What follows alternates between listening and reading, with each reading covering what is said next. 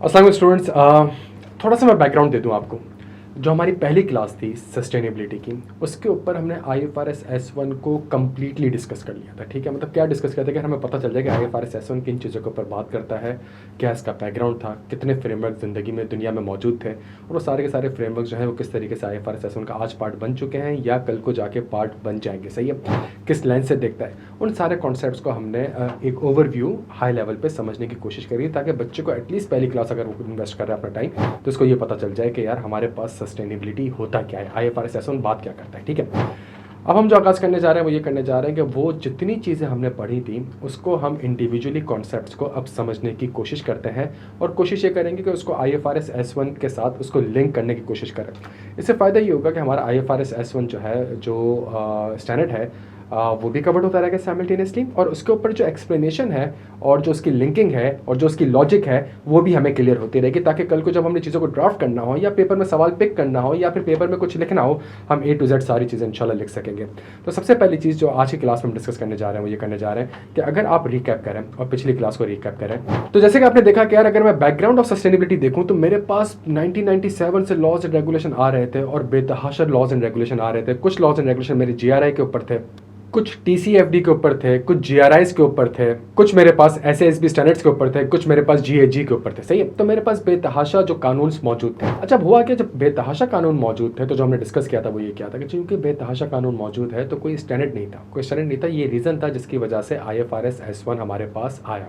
तो हम अपने लेक्चर का आगाज़ यहीं से करते हैं और उसी चीज़ को पढ़ने की कोशिश करते हैं, और फिर जब एक चीज़ पढ़ेंगे तो उससे हमारे पास एक और सवाल आएगा, फिर उस सवाल को IFRS S1 में ढूंढने की कोशिश करेंगे, फिर जब वो सवाल का आंसर मिल जाएगा फिर एक और चीज़ पढ़ेंगे, फिर उससे हमारे पास 2 सवाल और आएंगे, और इस तरीके से हमारे पास एक कंप्लीट ट्री बनेगी। बड़ा स्ट्रक्चर्ड वे में इंशाल्लाह पढ़ेंगे इसको। सही है, तो एक छोटा सा पैराग्राफ आपके साथ रीड करता हूँ बिकॉज बड़ा इंपॉर्टेंट है और इसमें पूरे IFRS S1 छुपा हुआ है। सही है, तो हमारे पास करंट लैंडस्केप क्या है, sustainability reporting has attracted increasing interest from various stakeholders in recent years. सही है, a holistic approach to corporate reporting with key components that includes the sustainability reporting, financial reporting and assurance. सही, ESG के ऊपर assurance हो रही थी, sustainability के ऊपर assurance हो रही थी, मैंने KLACT की रिपोर्ट आपसे करी थी। सही, has emerged in response to both the demand for information from the investment community and broader public expectation of the role of business in society and excessive amount of frameworks. कितने सारे framework, वो याद देखें, वो पूरा page था। सही, 1997 से जो स्टार्ट हो रहा था। And excessive amount of frameworks, methodologies and metrics for sustainability reporting have been developed, और ओवर द लास्ट 20-25 साल बहुत सी चीज़ें जो है वो डेवलप होना स्टार्ट हुई। Currently there are number of sustainability related reporting framework, वही सारे फ्रेमवर्क जो मैंने आपसे डिस्कस किए थे, पूरी कायनात की। सही है, स्टैंडर्ड्स एंड मैट्रिक्स।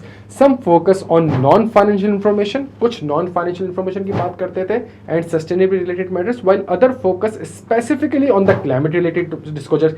TCFD जो था हमारे पास, टास्क फोर्स ऑन क्लाइमेट, वो सिर्फ और सिर्फ बात कर रहा था क्लाइमेट से related. The target audience for those frameworks, standards and metric very. सही है, और जो उसकी टारगेट ऑडियंस थी वो डिफरेंट होती थी, चेंज होती रहती। Example, investors and wider society. Although information में ओवरलैप इन सर्टेन रिस्पेक्ट्स, क्या मतलब कि एक रेगुलेशन है, दूसरी भी रेगुलेशन है, और दोनों रेगुलेशन आपस में ओवरलैप कर रही होती थी।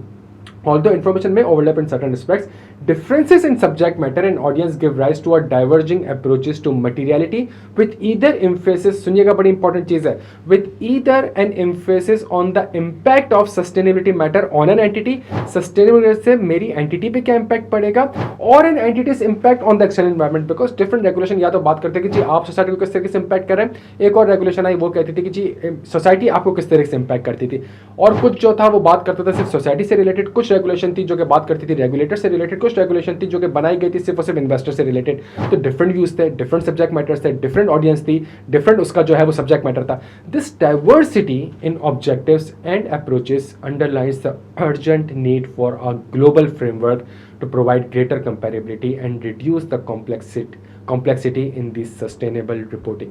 तो ये रीज़न है जिसकी वजह से IFRS S1 आया, और जब IFRS S1 आया तो हमने एक चीज़ डिस्कस करी थी कि जी क्या IFRS S1 इन्वेस्टर के लिए बना गया है, बिकॉज ये बड़ा इंपॉर्टेंट है। देखिए, अगर कोई चीज़ इन्वेस्टर को इम्पैक्ट करेगी तो इसका मतलब है कि जी वो फाइनेंशियल स्टेटमेंट में उसका इम्पैक्ट आएगा। सही है, अगर कोई भी चीज़ इन्वेस्टर को इम्पैक्ट करेगी तो क्या IFRS S1 इन्वेस्टर के लेंस के परस्पेक्टिव से देखता है। क्यों?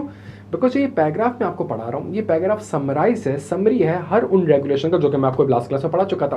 तो वो सारी रेगुलेशन की अगर ये समरी है तो इसका मतलब है ऑडियंस डिफरेंट थी, सोसाइटी भी थी, इन्वेस्टर भी था, कंपनी पे इम्पैक्ट था या कंपनी इम्पैक्ट कर रही है, डिफरेंट व्यू था। तो IFRS S1 किसकी बात करता है? सोसाइटी की बात करता है कि इन्वेस्टर की बात करता है? क्या इम्पैक्ट मेरे ऊपर आएगा या मैं सोसाइटी के ऊपर इम्पैक्ट कर रहा हूँ? कि एक की बात करता है कि दोनों की बात करता है कि दोनों में से एक की बात करता है?